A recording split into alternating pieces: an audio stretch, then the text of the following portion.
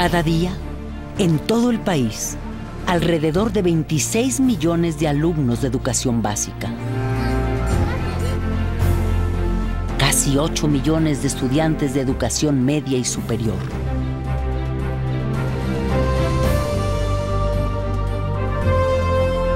Y 2 millones de maestros de todos los niveles protagonizan la hazaña de la educación pública mexicana.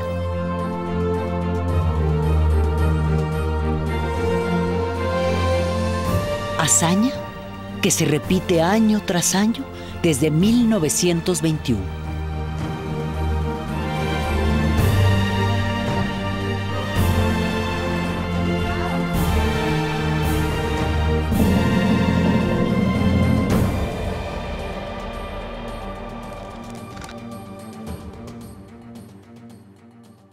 Que pues yo no soy millonario para dejarles su futuro asegurado.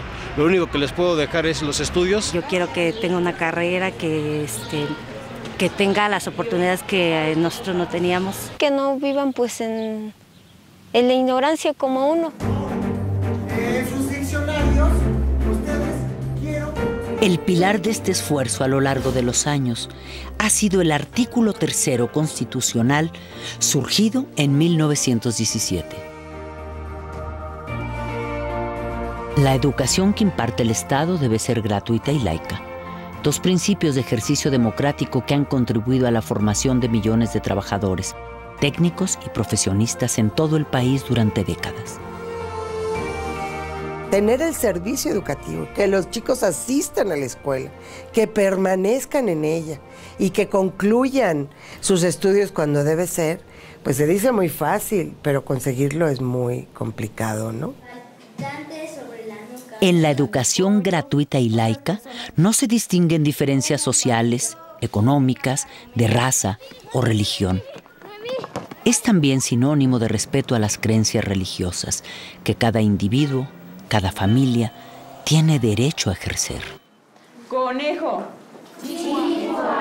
¿Cómo puedo dar una clase si mi religión no me lo permite? Gato. No podría ir un niño con una religión diferente a una escuela, digamos, católica o cristiana o lo que sea.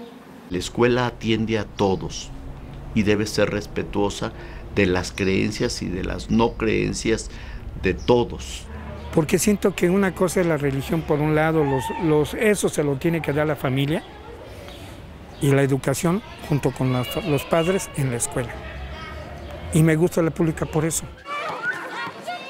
En 70 años, pasamos de la primaria obligatoria a que también lo fueran la educación preescolar y la secundaria, bajo el concepto de educación básica. México tiene la tasa de cobertura de educación preescolar más importante del planeta. Y eso no lo dicen los críticos de la educación. Daniel. Recientemente el Congreso de la Unión aprobó que sea obligatoria la educación media superior o bachillerato a partir del año 2013. ¿Quería que yo les leyera un cuento? Otro esfuerzo complementario lo ha sido el libro de texto gratuito. Sus primeros ejemplares para la primaria empezaron a repartirse en 1960. En los primeros años hubo confrontaciones con ciertos grupos porque se pensó que el libro de texto era un elemento de adoctrinamiento. Los libros de texto gratuito fueron atacados por los sectores más conservadores de la Iglesia Católica. Algunos empresarios de las industrias del papel y editoriales, los grupos más extremos del Partido Acción Nacional y organizaciones de padres de familia vinculadas al clero con el pretexto de que eran doctrinarios e incluso comunistas. El presidente Adolfo López Mateos los defendió con las tesis de la igualdad democrática y la unidad nacional. Para constituirnos como mexicanos, debíamos compartir una historia, un territorio, una cultura. En esa defensa, contó con el apoyo del Sindicato Nacional de Trabajadores de la Educación, que había sido fundado 20 años antes, en 1943. cuando se le pregunta respecto a si solo van a ser para escuelas públicas o también para escuelas particulares, dice: todos son niños, todos son mexicanos. El libro de texto gratuito ha sido hasta la fecha un gran esfuerzo del Estado mexicano para enseñar a todos los niños y reducir los gastos familiares en la educación. El costo del paquete por niño anda alrededor de 70 pesos. Si esto fuera privado, ese paquete costaría entre 600 y 1,200 pesos. Entonces, hay un ahorro global muy importante.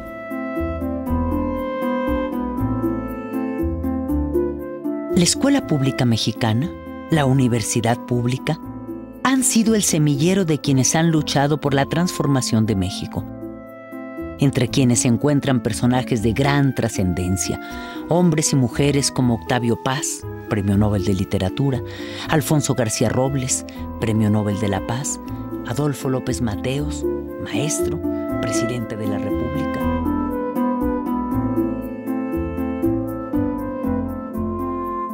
Para mí la escuela es muy importante en mi vida, porque creo que sin ella no seríamos nada, sinceramente.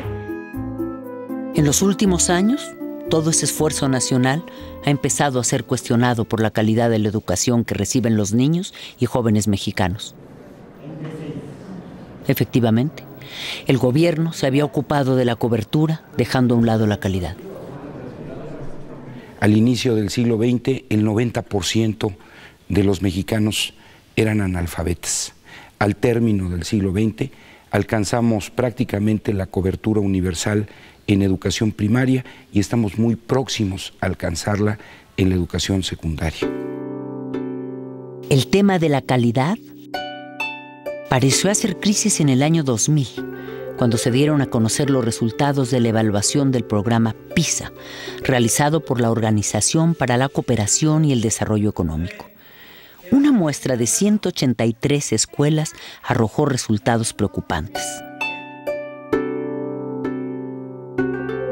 Sin embargo, en el examen PISA 2009, realizado a alumnos de 15 años, de acuerdo a los resultados y respecto a los países latinoamericanos, en lectura, México se encuentra en el mismo nivel que Uruguay, por arriba de Argentina, Brasil, Colombia, Panamá y Perú, así como del promedio de América Latina.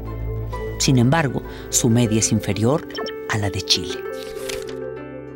En ciencias, México tiene un desempeño superior al promedio de América Latina. En matemáticas, México se ubica solo por debajo de Uruguay, al mismo nivel que Chile, y supera el promedio de América Latina. Sí, también es cierto que estamos muy lejos de los de arriba: Shanghái, China, Hong Kong y Corea del Sur. En los últimos años se ha impulsado mucho la política de evaluación.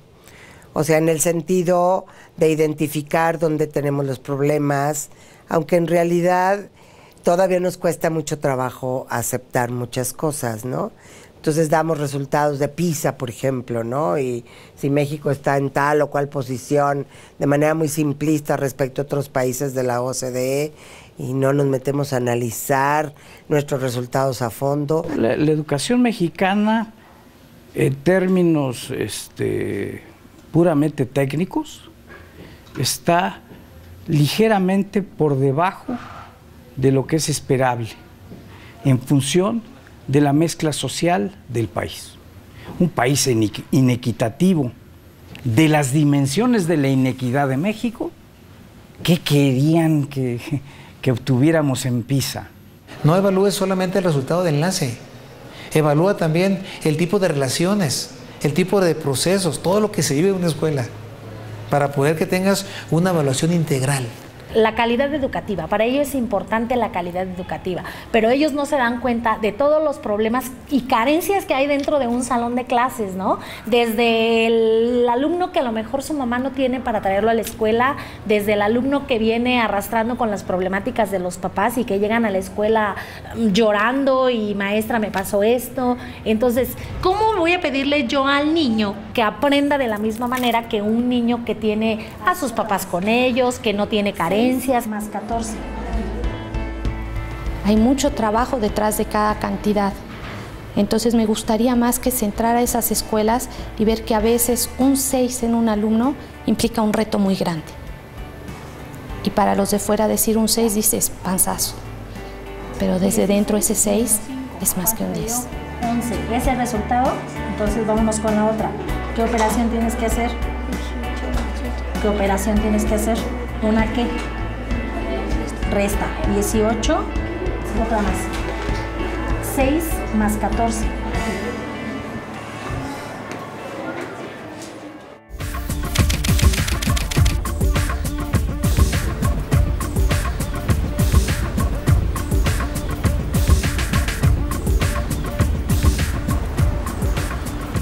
Somos la economía número 14 entre las 20 más grandes del mundo, pero tenemos 52 millones de pobres. Una pobreza que ha ido en aumento. Tenemos todavía una sociedad muy desigual, condiciones de pobreza en más de 50 millones de mexicanos, y esta pobreza alcanza desde luego también a muchas regiones, a nuestros niños y a nuestros jóvenes que se están preparando. La educación mexicana es fiel reflejo de la conformación social y económica del país. Es un fenómeno estructural, no es un fenómeno aislado. O sea, la desigualdad social ya existe y la educación o el sistema educativo no ha tenido la capacidad, ya no digo de revertirla, que eso sería lo deseable, de frenarla. Las niñas que vienen así con la pancita vacía, por eso fue de que nuestro director y nuestro subdirector se empeñaron en pedir un desayunador al municipio porque nuestros niños se desmayaban en los honores, se dormían en las bancas y el maestro nos decía, es que hay muchos niños que no comen porque unos vienen de lejos. Según el promedio nacional, los mexicanos tenemos un ingreso de 11,400 pesos al mes. Esta cifra esconde la enorme desigualdad que hay entre el 10% más pobre, que gana apenas 2,040 pesos, y el 10% más alto, que obtiene ingresos de 44,000 pesos mensuales o más, mucho más. El 70% de la población tiene apenas el 30% del ingreso que se produce en el país, mientras que el restante 30% tiene con enormes saltos el 70% de ese ingreso.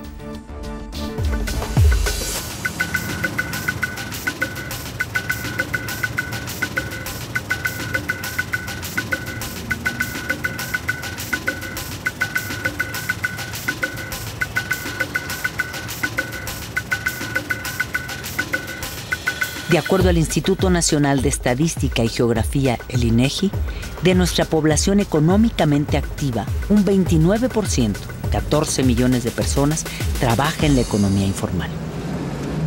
No, de hecho ya terminé la preparatoria.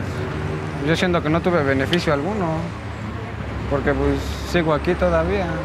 Yo pensaba que a lo mejor era más fácil conseguir algún trabajo, pero no hay nada. He buscado a ver de qué encuentro. Por ejemplo, he sido chalán de albañil, he trabajado en tortillerías, imprentas, y no, es poco el trabajo. Sí. Ni para estudiar, porque como le digo, pues no contaba con el dinero que necesitaba. Poco más de 45% de la población de 15 a 19 años de edad no estudia. La segunda cifra más alta entre países de la OCDE.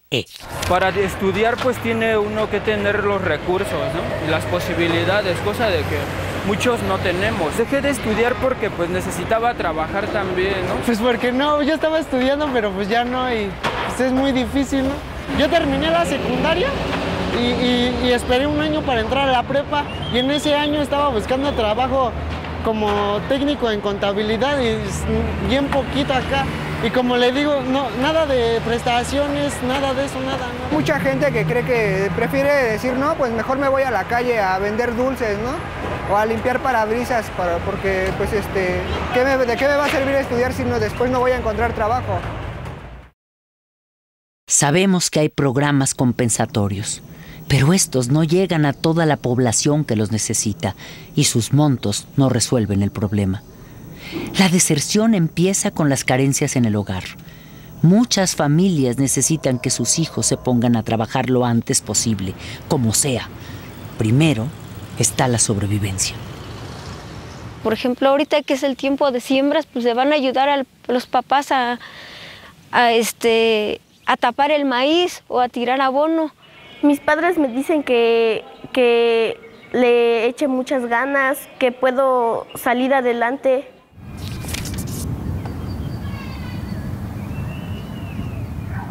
Debido a que México destina casi la cuarta parte de su gasto público a la educación, hay quienes consideran que hay recursos suficientes.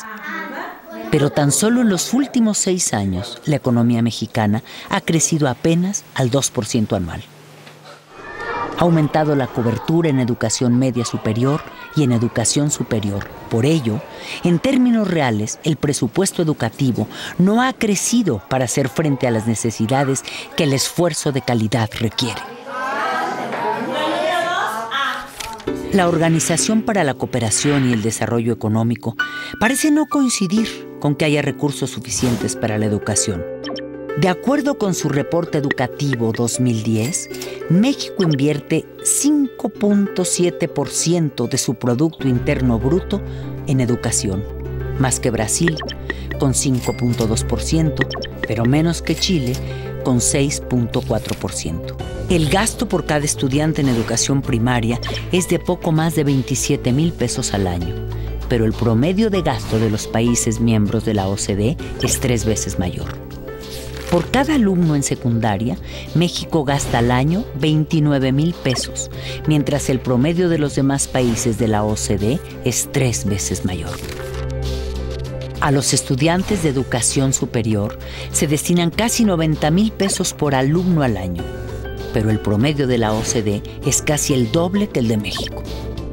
México invertía por la capacitación de cada maestro $800 al año por maestro, mientras nos avientan el examen de enlace y luego nos miden con los países de la OCDE y resulta que la OCDE está invirtiendo $9,000 al año por capacitar al maestro. De ese tamaño la diferencia. Un problema adicional es la falta de cobertura en los diversos niveles educativos, excepto la primaria. En la educación preescolar se tiene una cobertura inferior al 70% de la demanda. La cobertura en educación secundaria alcanza el 90%. La educación media superior o bachillerato atiende el 62% de la demanda y la educación superior apenas el 32%.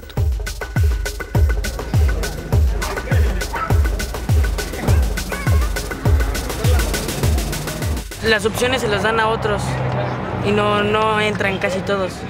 La opción que quieres, la primera, casi muchos no se quedan. Yo quería diseño automotriz, con algo así de carros y todo eso, no. ¿Qué pasó? Pues es que los gastos eran muchos.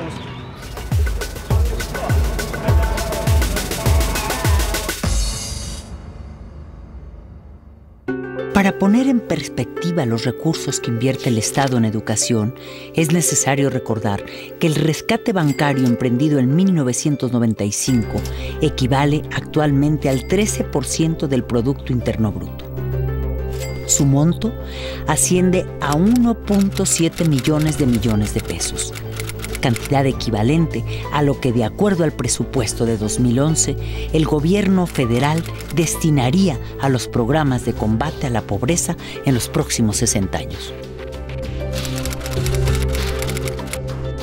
Y una de las cosas que el Instituto Nacional para la Evaluación de la Educación ha ido mostrando cada vez con mayor contundencia, con datos duros, es que hay una tendencia a ofrecer servicios educativos más débiles, más frágiles a las poblaciones que están en condiciones sociales y económicas también más débiles, más frágiles. Aún así, en todos los espacios escolares hay maestros que se esfuerzan por enseñar lo que pueden y como pueden, a veces en contra de muchas adversidades. La mayoría de los que trabajamos aquí somos, podríamos decir que iniciadores. Llegamos cuando esta escuela prácticamente eran salones de lámina, y pues gracias a la labor que han hecho los compañeros maestros en base a su trabajo, gracias a que nosotros hemos estado tocando puertas para solicitar el apoyo, sobre todo en la infraestructura, para la construcción. Ahorita vemos una escuela, pues a mi parecer muy bonita, porque ya contamos con salones, con la dirección, con el aula de medios, pero que en un tiempo no existía nada de eso. Yo tengo 2 años aquí ya en esta escuela, y en esos 2 años lo que hemos hecho es construir el drenaje, porque ni siquiera existía un drenaje aquí en la institución educativa. Construimos el drenaje y le repito, la iniciación de nuestra barda perimetral, donde ahorita llevamos aproximadamente 90 metros lineales.